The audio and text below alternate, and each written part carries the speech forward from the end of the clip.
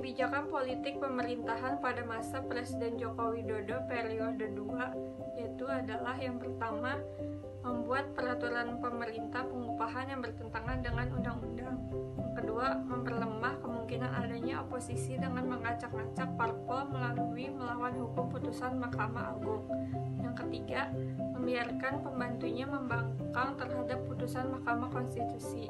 Yang keempat, membatasi penyampaian pendapat di muka umum melalui peraturan pemerintah nomor 60 tahun 2017 yang bertentangan dengan Undang-Undang nomor 9 tahun 1998. Yang kelima, Perpu Ormas membubarkan ormas tanpa pengadilan. Yang keenam, Permendagri nomor 3 tahun 2018 tentang penerbitan surat keterangan penelitian. Yang ketujuh, hak tidak memilih atau golput dijerat Undang-Undang Terorisme dan Undang-Undang ITE. Yang kedelapan adalah penggunaan pasal makar oleh kepolisian secara sembarangan. Yang kesembilan, melegalkan kriminalisasi pemilik hak atas tanah dengan dalih komponen cadangan. Yang ke-10 adalah mengembalikan difungsi aparat pertahanan dan juga mengembalikan difungsi aparat keamanan Polri. Undang-undang yang dikeluarkan pada masa pemerintahan Jokowi dan Ma'ruf Amin. Setidaknya ada 3 undang-undang kontroversial yang disetujui pemerintah dan DPR meski menimbulkan polemik. Ketiga undang-undang itu adalah 1. Revisi Undang-Undang Mineral dan Batubara. Kedua, Revisi Undang-Undang Mahkamah Konstitusi atau MK. 3. Omnibus Law Undang-Undang Cipta Kerja. Revisi Undang-Undang Minerba merupakan usulan DPR yang kemudian dibahas dan disetujui bersama pemerintah.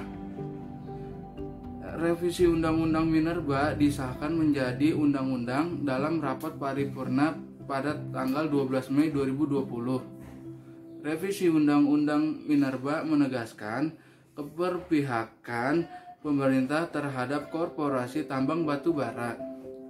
Di sidang Mahkamah Konstitusi, pemohon sebut Undang-Undang Minerba sebagai pesanan korporasi besar berikutnya. Revisi Undang-Undang Mahkamah Konstitusi yang juga merupakan usulan DPR disepakati oleh pemerintah. Pembahasan rancangan Undang-Undang Mahkamah Konstitusi dikebut DPR dan pemerintah hanya dalam waktu 7 hari kerja.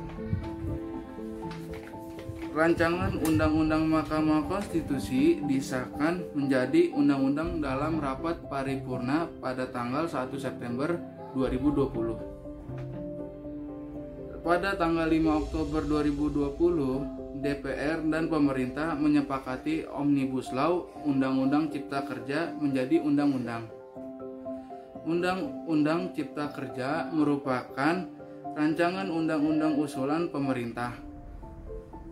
DPR pun menyetujui pembahasannya meski kritik publik terhadap undang-undang tersebut sudah terdengar sejak masih menjadi wacana.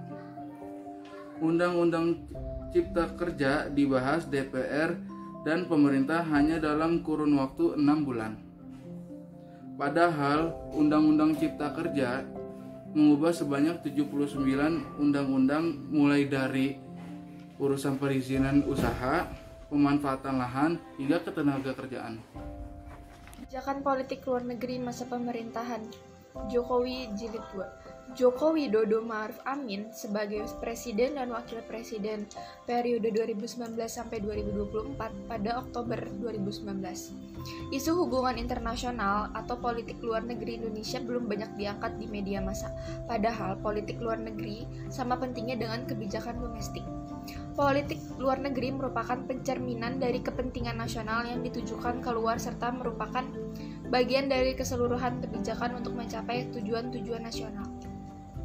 Menurut Menlo Retno, pemerintahan rakyat Indonesia akan terus berupaya mewujudkan politik luar negeri bebas aktif secara konsisten, namun kolaboratif dan memberikan manfaat konkret bagi rakyat Indonesia. Adapun kinerja positif dari pemerintahan Jokowi Yusuf Kala dalam pelaksanaan politik luar negeri selama hampir 5 tahun terakhir, antara lain penolakannya yaitu yang tegas terkait status Yerusalem sebagai ibu kota Israel. Pemerintahan luar negeri atau Kementerian Luar Negeri di bawah kepemimpinan Menlo Retno Marsudi juga secara jelas menunjukkan keseriusannya dalam perlindungan WNI di luar negeri. Jokowi Ma'ruf Amin yang menjadi pemenang dalam Pilpres 2019 nampaknya akan melanjutkan kebijakan dan pelaksanaan politik luar negeri bebas aktif secara seperti yang dia jalankannya selama hampir 5 tahun terakhir ini. Salah satu fokus kebijakan luar negeri Indonesia yang krusial ke depan adalah keberlanjutan diplomasi Indonesia dengan dua raksasa ekonomi yang di tengah terlibat perang dagang, yakni Cina dan Amerika Serikat. Bagaimanapun, pemerintahan rakyat Indonesia di bawah kepemimpinan Presiden Jokowi, Wakil Presiden Ma'ruf Amin perlu terus berupaya mempertahankan politik luar negeri bebas aktif secara konsisten namun penuh kehati-hatian tanpa mengabaikan kepentingan nasional. Masa pemerintahan Jokowi Jilid 2 tentang kebijakan ekonomi diharapkan dapat membawa pertumbuhan ekonomi yang lebih baik. BUMN diharapkan untuk berkinerja makin baik. Transformasi KBUMN menjadi super holding mungkin akan dilaksanakan pada periode ini. Dibutuhkan figur Menteri BUMN yang kuat dalam memimpin transformasi tersebut. Apa syarat yang dibutuhkan? Figur Menteri BUMN yang adil saya kira ialah kombinasi di antara kemampuan konseptual dan manajerial yang kuat sekaligus memiliki pengalaman praktik bisnis yang adil sehingga eksekusi kebijakan akan cepat dan kuat.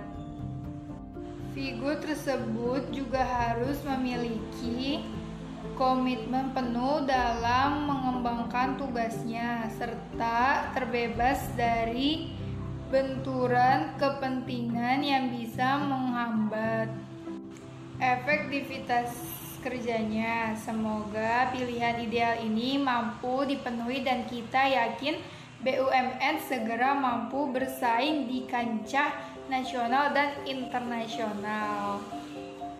Kesimpulan mengenai masa pemerintahan Presiden Jokowi Jilid 2 yang telah menjalankan amanat reformasi. Memasuki usia reformasi Indonesia yang sudah 20 tahun, Ketua Umum Pro Jokowi, Projo Budi Aris Setiadi mengingatkan kembali pengorbanan yang sudah dilakukan anak bangsa demi membuat sebuah perubahan. Budi Ari mengatakan, pengorbanan untuk membentangkan jalan menuju perubahan bagi Indonesia tidak boleh disia-siakan, sebab reformasi telah memberikan kesempatan bagi bangsa Indonesia untuk mewujudkan cita-cita perjuangan reformasi. Meski pemerintahan silih berganti hingga berada di tangan Presiden Jokowi, berkat reformasi, Indonesia memiliki demokrasi dan institusi-institusi politik demokratis. Kebebasan muncul, politik multipartai tumbuh, dan hak sipil meluas. Amandemen UUD 1945 dan sejumlah undang-undang dihasilkan untuk memenuhi amanat reformasi, ujar Budi Ari dalam keterangan tertulisnya. Namun, Budi Ari mengakui amanat reformasi belum tercapai semuanya, terutama distribusi keadilan dan pemerataan pembangunan yang masih belum berjalan sesuai rencana. Pertumbuhan ekonomi masih pasang surut, bahkan persoalan baru muncul, yakni menguatnya terorisme sebagai ancaman bagi keutuhan sosial dan kesatuan kebangsaan. Budi Ari berharap melalui program Nawacita yang diluncurkan pemerintah Presiden Jokowi, amanat reformasi bisa tercapai. Komitmen Presiden untuk reformasi salah satunya melalui pemerataan pembangunan yang dijalankan secara masif untuk memutus jurang kesenjangan antara wilayah di Indonesia dan memberikan akses seluas-luasnya kepada masyarakat untuk mendapat kehidupan yang lebih baik dalam hal ekonomi, pendidikan, maupun kesehatan. Projo menilai apa yang dilakukan pemerintahan Presiden Jokowi untuk mewujudkan amanat reformasi harus didukung sepenuhnya. Apa yang dilakukan dan dikerjakan pemerintahan Presiden Jokowi merupakan bukti komitmennya pada amanat reformasi, ucap Budi Ari. Mungkin belum sepenuhnya terpenuhi, namun menuju ke sana dibuka selebar-lebarnya oleh Presiden. Di masa pemerintahan pemerintahan, Presiden telah memulainya dan mesti dilanjutkan pada periode kedua untuk memenuhi lebih banyak amanat reformasi. Budiari memastikan Projo akan terus memperjuangkan dan mengawal pemerintahan Presiden hingga periode selanjutnya, agar Indonesia terus menjadi lebih baik. Kepemimpinan Jokowi adalah kepemimpinan tanpa bebas melalui dan bukan beban di masa depan, dia menegaskan.